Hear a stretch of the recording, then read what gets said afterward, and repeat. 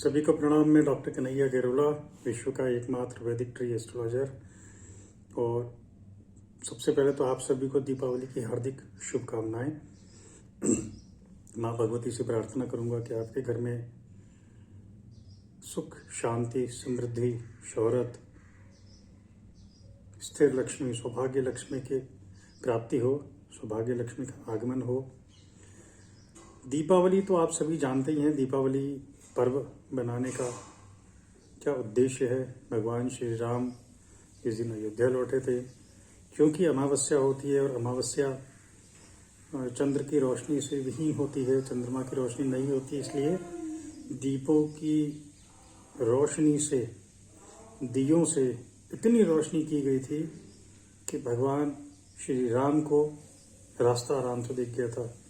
और उनकी खुशी में सभी लोगों ने, सभी अयोध्यावासियों ने दीप जला के अपनी खुशी का इजहार किया था। तो उसी उपलक्ष्य में दीपावली का पर्व मनाया जाता है। दीपावली की अमावस्या को महा अमावस्या भी कही जाती है। और इस दिन माँ भगवती, माँ लक्ष्मी का पूजन किया जाता है, कुबेर जी का पूजन किया जाता है, स्थिर लक्ष्मी के लिए, सौभाग्य लक्ष्मी के लिए, व्यापार वृद्धि के लिए। तो आज सबसे पहले मैं आपको बताऊंगा कि क्या क्या समय है दीपावली के, किन किन समयों पे हमें ये पूजा करनी चाहिए जिससे हमें सौभाग्य लक्ष्मी, स्थिर लक्ष्मी की प्राप्ति हो। सबसे पहले अगर आप अपने घर में गणेश लक्ष्मी जी की प्रतिमा रख रहे हैं तो घर के अंदर स्थिर लक्ष्मी को हमेशा रखना चाहिए। अर्थात जो लक्ष्मी की प्रतिमा बैठी हुई है, जिसमें लक्ष्मी जी बैठी हुई हैं, इस प्रकार की प्रतिमा या फोटो उसको घर में रखना चाहिए। घर की लक्ष्मी हमेशा स्थिर होनी चाहिए। और व्यापार, कार्यस्थल पे, ऑफिस में, फैक्ट्री में, दुकान में, इन जगहों पर लक्ष्मी हमेशा खड़ी होनी चाहिए। क्योंकि जब तक लक्ष्मी का आवागमन नहीं रहेगा आपके व्यापार स्थल पे, इसका मतलब पैसा दे के सामान खरीदेंगे नहीं तो सामान नहीं आएगा तो वो बिकेगा कैसे। तो इसलिए व्यापार के स्थल पे, कार्य स्थल पे खड़ी लक्ष्मी, जिस पोस्टर में या मूर्ति में लक्ष्मी जी खड़ी हैं, ऐसी मूर्ति रखनी चाहिए। तो ये अच्छा रहता है, लाभकारी रहता है। दीपावली दिन के जो शुभ मुहूर्त हैं मैं कुछ आपको बता देता हूँ।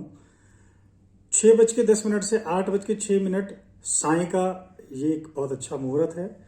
अब इसमें भी बहुत अलग अलग प्रकार के मुहूर्त होते हैं। जैसे जो प्रदोष काल है, प्रदोष काल 5:34 से 8:10 तक साय काल में रहेगा। दूसरा मुहूर्त है 6:10 से 8:06 सायकाल का। तो लगभग ये दोनों मुहूर्त सेम ही है, प्रदोष काल का भी और वृष लगन का भी। क्योंकि ज्योतिष के अंदर चर लगन, स्थिर लगन और द्विस्वभाव लगन कहा जाता है। तो वृष लगन और सिंह लगन, ये दो विशेष लगन हैं जब दीपावली की पूजन में विशेष रूप से जिनका प्रयोग किया जाता है। और उसके बाद निश्चिल काल, मतलब रात्रि का, मध्य रात्रि के आसपास का जो समय है, 11:38 से 12:30 का जो समय है रात्रि का, ये भी काफी शुभ मुहूर्त है पूजा करने के लिए। उसके बाद रात्रि का सिंह लगन है। सिंह लगन जैसे मैंने बताया स्थिर लगन होती है। 12:42 से रात्रि 2:59 तक ये रहेगी। उसके बाद दीपावली के दिन चौकड़ियों का बहुत महत्व होता है। चर, लाभ, अमृत, शुभ इत्यादि। तो सुबह 6:34 से 7:57 शुभ की चौकड़ी रहेगी। 10:42 से 2:49, इसमें 3 चौकड़ियां हैं। चल की है, लाभ की है, अमृत की है। फिर शाम को 4:11 से 8:49 तक शुभ, अमृत और चल की लगन है, चौकड़ी है। और उसके बाद रात्रि को 12:04 से 1:42 तक लाभ की चौकड़ी है। अर्थात ये जो समय है, इन समयों में आप लक्ष्मी पूजन करते हैं तो आपको बहुत लाभ होता है। और अगर आप किसी परिस्थिति के कारण इन समय पर नहीं कर पाए तो परेशान होने की बात नहीं है। माँ भगवती का प्रार्थना करेंगे, माँ लक्ष्मी का ध्यान करेंगे तो उसका लाभ आपको अवश्य मिलेगा। इसमें 2-3 विशेष चीज़ें हैं, अगर आप करें तो आपके लिए बहुत लाभकारी रहेगा। जैसे कि एक लाल रंग के गमले में बेलपत्री का पौधा, बेलपत्री के पौधे को श्री वृक्ष कहा जाता है, अर्थात बेल का जो फल है उसको, बेल फल को जो श्रीफल कहा जाता है। प्राय लोग सोचते हैं श्रीफल नारियल को बोलते हैं, श्रीफल अर्थात श्री वृक्ष का फल, बेलपत्री का जो फल है वो श्रीफल है। इसलिए बेलपत्री के वृक्ष को लाके उसकी पूजा करके, माँ लक्ष्मी की प्रार्थना करके, उसमें आप टीका चावल लगा के और ओम महालक्ष्मी नमः, ओम महालक्ष्मी नमः, ओम महालक्ष्मी नमः, इस प्रकार उसके लक्ष्मी जी के मंत्र का जाप करके, उसका आवाहन करके उसको प्रणाम करें। ऐसे घर में सुख शांति समृद्धि और ऐश्वर्य की हमेशा पूर्ति रहती है, कभी कमी नहीं होती है। और समुद्र मंथन के समय पे भी लक्ष्मी जी ने दैत्यों से बचने के लिए बेलपत्री के वृक्ष में अपना सहारा लिया था, तो इसलिए तब से उसको श्री वृक्ष के रूप में जाना भी जाता है। और दूसरा, अगर कर सके तो 5 पीली कौड़ियाँ, 5 कमलगट्टे एक लाल रंग की पोटली में बना के उसको पूजा करके आप स्थापित करें तो आपके लिए बहुत लाभकारी होगा। हम भी इस प्रकार की पोटलियाँ बनाते हैं। अगर आपको किसी इस प्रकार की पोटली की आवश्यकता है तो आप हमें संपर्क कर सकते हैं, मैसेज डाल सकते हैं या मुझे फ़ोन कर सकते हैं। अगर मेरा नंबर है 9911314238 पर, और आप इस लक्ष्मी पोटली के लिए आप मेरे से बात कर सकते हैं। ये रहा एक सामान्य दीपावली के उपलक्ष्य में कैसे पूजा करें, किस प्रकार की मूर्ति लें। पूजा का प्रकार आप जैसे करना चाहें वैसे करें। देखिए क्या होता है कि मेरी हमेशा से एक आदत रही है कि हम काम वो करें जो हम उसको सही ढंग से कर सके।